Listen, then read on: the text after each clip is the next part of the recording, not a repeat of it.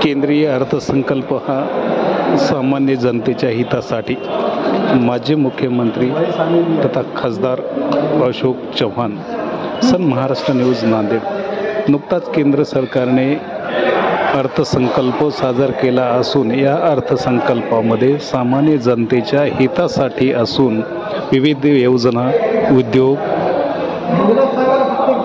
शिक्षण, रेल्वे, वाहतूक यासह अनेक योजनेसाठी या अर्थसंकल्प कामं राज्यामध्ये सत्ता बदल झाल्यानंतर ती कामं थोडीशी मंदावलेली आहे, ती गोष्ट खरी आहे।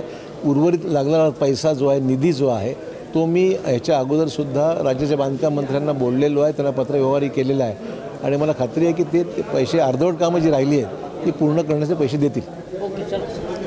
ते परत माहिती जावी आणि त्यातले जे महत्त्वाचे निर्णय घेण्यात आलेले आहेत त्या संदर्भामध्ये लोकांपर्यंत अधिक माहिती जावी या भूमिकेतून आज पत्रकार परिषद घेण्यात आलेली आहे।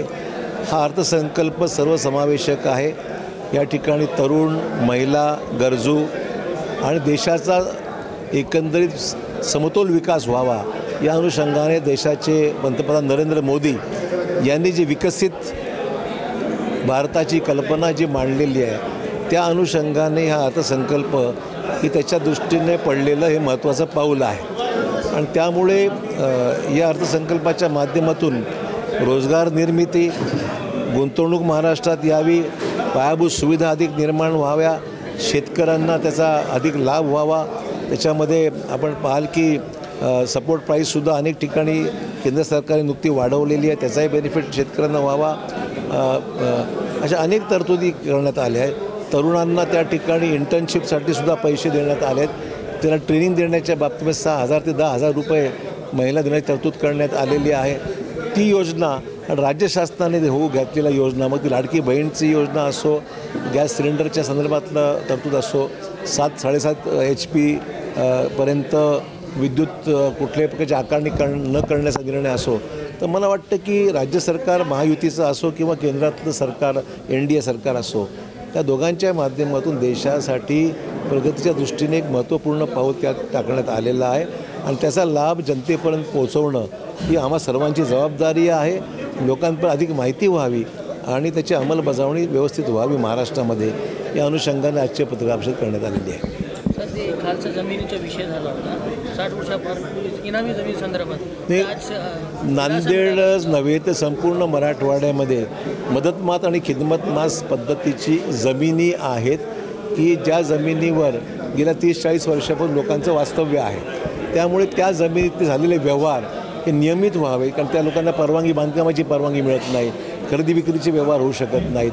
अशा प्रकारचा प्रश्न नांदेड जिल्ह्यामध्ये निर्माण झाला होता आणि त्या अनुषंगाने आम्ही मुख्यमंत्र्यांना, महसूल मंत्र्यांना, उपमुख्यमंत्र्यांना विनंती केली होती की रेग्युलराईज झालं पाहिजे, काय आकारणी करायची ते पैसे आपण आकारा, पण निर्णय घ्या। त्यामुळे आज त्याच्यावर चर्चा साधक बाधक झालेली आहे आणि तशा प्रकारचा मंत्रिमंडळाचा प्रस्ताव हा मंजूर झाला असं अपेक्षित आहे।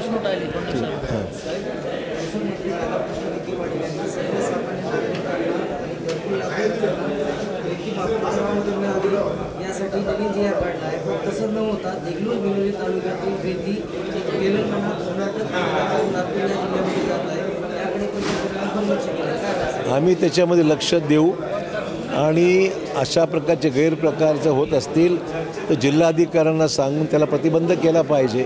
रेती ही उपलब्ध झाली पाहिजे, शासनाचा महसूलसुद्धा बुडून नये ही महत्त्वाची बाब आहे आणि सर्वसामान्यांना योग्य भावामध्ये रेती मिळाली पाहिजे। जर ती इतर राज्यात जाऊन वारेमाप पैसे कमवण्याचं काम जर कोणी करत असेल आणि बेकायदेशीरपणे जर कोणी याचा दुरुपयोग करत असेल तर त्याच्यावर कारवाई निश्चित केली पाहिजे।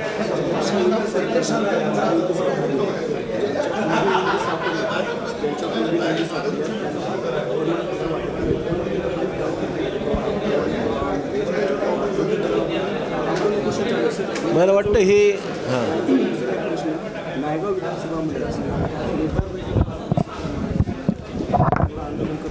कशा बाबतीमध्ये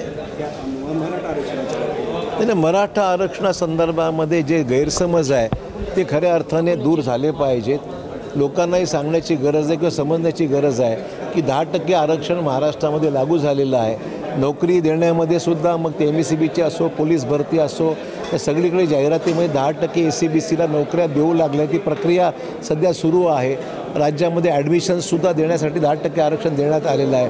कुणबी प्रमाणपत्र ज्यांच्या नोंदी आढळल्या त्याला कुणबी प्रमाणपत्र दिलं जात आहे. त्यामुळे आरक्षणासंदर्भामध्ये गैरसमज जो आहे तो दूर झाला पाहिजे आणि वास्तव लोकांना सांगण्याचं काम हे आपण सर्वांनी केलं पाहिजे. उलट चांगलं काम चाललं आहे आणि जो प्रलंबित प्रश्न आहे त्याचा पाठपुरावा केला पाहिजे. हे जलजीवन मिशनचं काम सर्वत्र राज्यामध्ये सुरू आहे.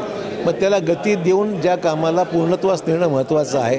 नांदेडमध्ये सुद्धा हे काम चालू आहे, परंतु त्याला पूर्णत्वास नेण्याकरता आपण अधिक गती देण्याची गरज आहे. आणि म्हणून ही बाब मी उपमुख्यमंत्र्यांच्या निर्देश आणून दिली. राज्यसभेच्या प्रश्नाच्या माध्यमातून मी केंद्रीय मंत्र्यांना अवगत केलं आहे की ह्याला लक्ष देण्याची गरज आहे आणि त्या दृष्टीने केंद्राने लक्ष दिलं आहे आणि मला खात्री आहे जे काय काम उर्वरित राहिलेलं आहे ते लवकर पूर्ण होईल. ठीक आहे ना, जर कामं होत नसतील तर कारवाई केली पाहिजे.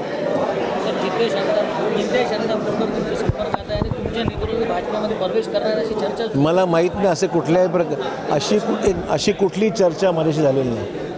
का काय म्हणता आणि काय नाही, चर्चा काहीच नाही या विषयावर चर्चा काही नाही.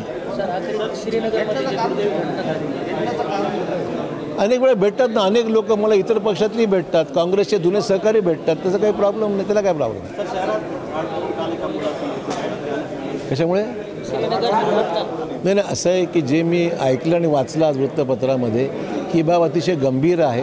महानगरपालिकेने शहरामध्ये वाढलेली झाडं आहेत ती थोडंसं छाटली पाहिजेत आणि लोकांना जीवाला धोका होऊ नये दक्षता घेऊन त्या ठिकाणी योग्य ती कारवाई केली पाहिजे.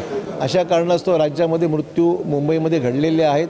माझं म्हणणं एवढंच आहे की जो ज्या मुलाचा मृत्यू झालेला आहे त्या ठिकाणी त्याच्या आईवडिलांची मी दुःख समजू शकतो आणि म्हणून जे या सगळ्या कामाला जबाबदार आहे त्याच्यावर कारवाई झाली पाहिजे असं माझं मत आहे.